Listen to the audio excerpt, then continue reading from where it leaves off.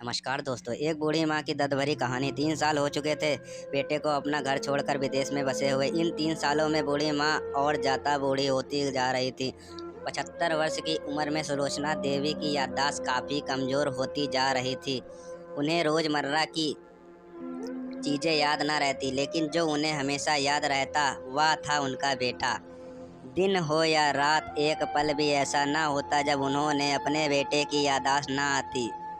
दूसरी तरफ बेटा था जो साल भर में एक आधा बार अपने माँ का फ़ोन कर लिया करता और 1-2 मिनट से ज़्यादा बात भी नहीं किया करता।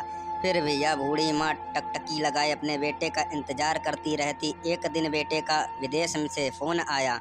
हेलो हेलो, सुन रही हो ना माँ? अनिल बोल रहा हूँ, तुम्हारा बेटा। कैसी हो माँ? मैं ठीक हूँ बेटा। तुम, बहू और मेरा पोता कैसा है?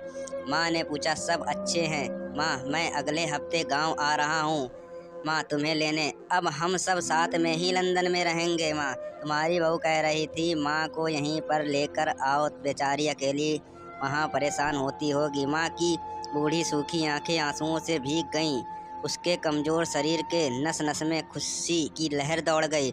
बेटे और बहू का अपने प्रति प्रेम देखकर माँ का मन खुशी से भर आया। बेटे ने आगे कहा, माँ तैयार रहना माँ, मुझे ज़्यादा दिन की छुट्टी नहीं मिली है। जिस से जितना पैसा लेना हो लेकर रखना। तब तक मैं प्रॉपर्टी डीलर से बात कर लेता हूँ। घर के लिए? घर के लिए? माँ ने पूछा। हाँ माँ, गांव का घर हमें बेच देना पड़ेगा। अब हम साथ में ही रहने वाले हैं तो वहाँ पर घर रखने का कोई मतलब नहीं है। माँ बुढ़ापे की वजह से ठीक से चलने में अक्षम माँ ने पूरी माहौल में घूम घूम कर अपनी इस खुशखबरी को सबको सुनाया। सभी को खुशी हुई। सबको लगा माँ जी के आखिरी दिन अपने परिवार के साथ खुशी से बीत जाएंगे। घर वापसी आ कर माँ ने अपने घर के कोने कोने को ऐसे देखा जैसे वह अपने दूसरे बेटे को देख रही हो। देख भी क्यों ना, उस घर को अपने बेटे से कम थोड़ी समझा था। अपने पति के साथ 40 साल यहीं तो बिताए थे, लेकिन अब मजबूर थी बुढ़ापे के आखिरी साल बेटे और बहू के साथ बिताना चाहती थी। दिल पर पत्थर रखकर घर बेचने के लिए माँ तैयार हो गई। अनान फनान में बेटे ने घर को आधे दामों पर बेच दिया। माँ बेटे के साथ टैक्सी में बैठकर एयरपोर्ट के लिए चली गई। एयरपोर्ट पर आकर बेटे ने माँ से कहा, माँ तुम यहाँ बेंच पर बैठो, मैं सामान और वेल्डिंग पास की जांच करा कर आता हूँ। वहाँ वक्त लगता है और खड़ा रहना पड़ता है, तुम्हें तकलीफ होगी, तुम यहीं आराम करो। मैं यूँ गया और यूँ आया। माँ बेंच पर बैठ गई और बेटा अंदर चला गया। काफ़ी समय हो गया बेटा वापस नहीं लौटा। माँ सोचने लगी ज़्यादा भीड़ होगी इसलिए देर लग रही होगी। अंधेरा होने को आया। अब तो लोगों की चलकदमी भी कम होने लगी। माँ को अब चिंता होने लगी। एक कर्मचारी ने आकर पूछा, किससे मिलना है? माँ जी आपको। यहाँ पर क्यों बैठी हो? डरती हुई आवाज़ में सुलोचना देवी बोली, मैं, मेरे बेटे अंदर सामान की जांच कराने गया है, लंदन जा रहे हैं हम। क्या नाम है माँ जी आपके बेटे का? कर्मचारी ने पूछा।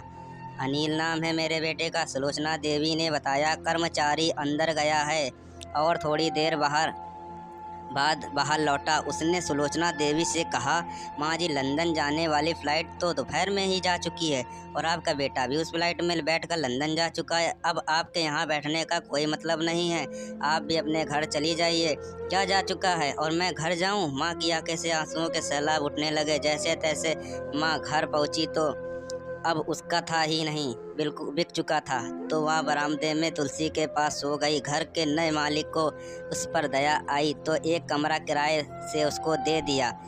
पेंशन के पैसों से खाना और किराए का बंदोबस्त तो हो जाता था। दिन बीतने लगे। कुछ दिन बाद घर के नए मालिक ने सुलोचना देवी से कहा, माँ जी आप अपने रिश्तेदारों के यहाँ पर जाकर क्यों नहीं रहती हैं?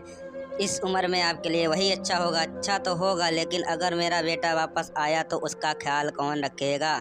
मेरे बेटा बहुत भोला है, उससे अपना ख्याल रखना बिल्कुल नहीं आता। मैं कहीं नहीं जाऊंगी, क्या पता कब उसे मेरी ज़रूरत पड़ जाए। माँ ने कहा, दोस्त सच बता रहा हूँ माँ की ऐसी बातें सुनकर मेरी आंखों में आंसू आ गया। किसी ने सच ही कहा है, पूत का पूत हो सकता लेकिन माता को माता नहीं होती। दोस्तों आप सभी से हाथ जोड़कर विनती करता हूँ, आप अपने माता पिता की जितनी हो सके सेवा करना, उनके साथ कभी बुरा बर्ताव मत करना। दोस्तों अगर आपको ये वीडियो अच्छी लगी हो तो चैनल को सब्सक्राइब करके वीडियो को लाइक कर दें। मिलते हैं नेक्स्ट वीडियो में, तब तक के लिए दोस्तों बाय।